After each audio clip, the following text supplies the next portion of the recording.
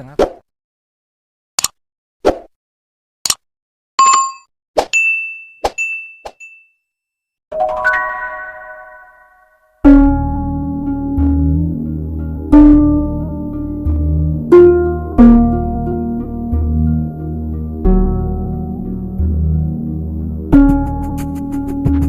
Dia lahir untuk memperjuangkan sebuah cita-cita yang saat itu terasa mustahil, kemerdekaan. Tapi ia mati tanpa pernah betul-betul merasakan dan menikmati hasil perjuangannya sendiri. Ironi yang paling pahit, namanya dibungkam, jasadnya diabaikan, bahkan cita-citanya dianggap berbahaya oleh bangsanya. Inilah kisah seorang tokoh yang sebetulnya lebih tua dari republik itu sendiri. Seorang pemikir besar yang namanya harus kita kenang kembali. Inilah kisah Tan Malaka. Ia terlahir dengan nama Ibrahim di Nagari Pandan Gadang, Sumatera Barat, tahun 1997. Seorang putra Minangkabau yang kecerdasannya diakui bahkan oleh kaum penjajah. Pendidikan di Belanda, khususnya di Haarlem, membentuk kerangka berpikirnya yang logis, filosofis, dan revolusioner.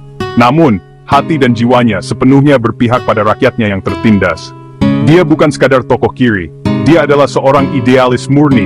Ia ingin Indonesia merdeka sepenuhnya, tanpa kompromi, tanpa hutang budi, dan tanpa satupun tetes darah penjajah di dalam sistemnya.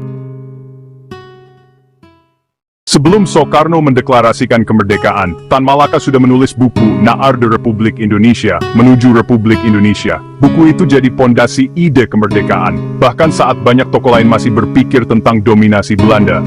Tan Malaka percaya, kemerdekaan sejati harus dari rakyat, oleh rakyat, untuk rakyat.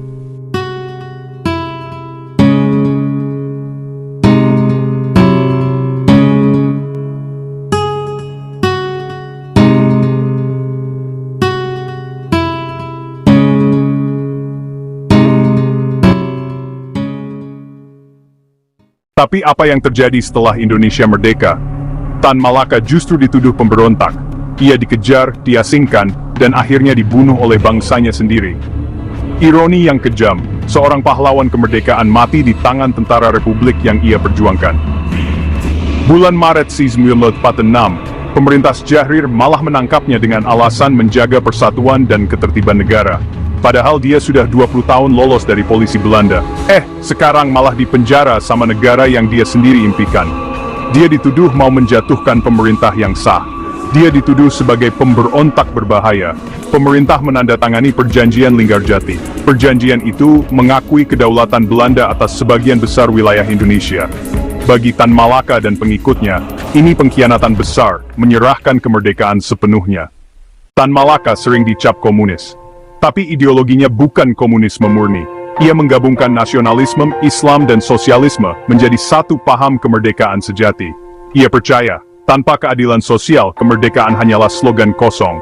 Sayangnya, dunia politik Indonesia saat itu tidak siap dengan pemikir besar yang menolak tunduk pada siapapun.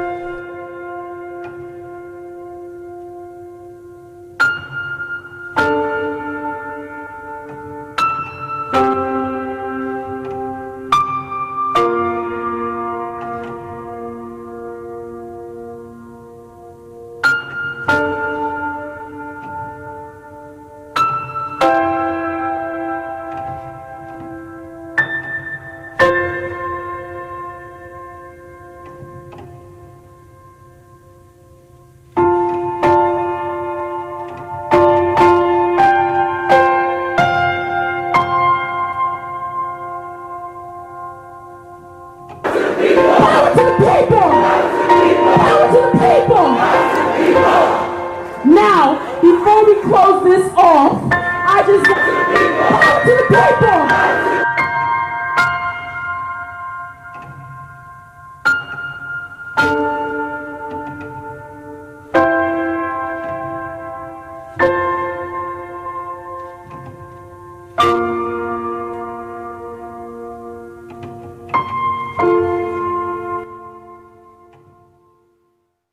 Meski dihapus dari sejarah resmi selama Orde Baru, gagasan Tan Malaka tetap hidup, tentang pendidikan rakyat, ekonomi kerakyatan, dan kemerdekaan sejati. Dia mengingatkan kita, bangsa ini tidak boleh menggantungkan nasibnya pada kekuasaan, tapi pada kesadaran.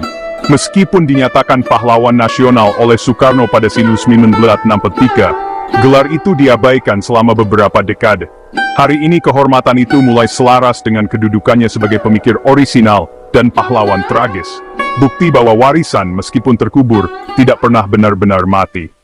Dia tidak punya makam megah, tidak punya patung, bahkan tidak punya hari besar.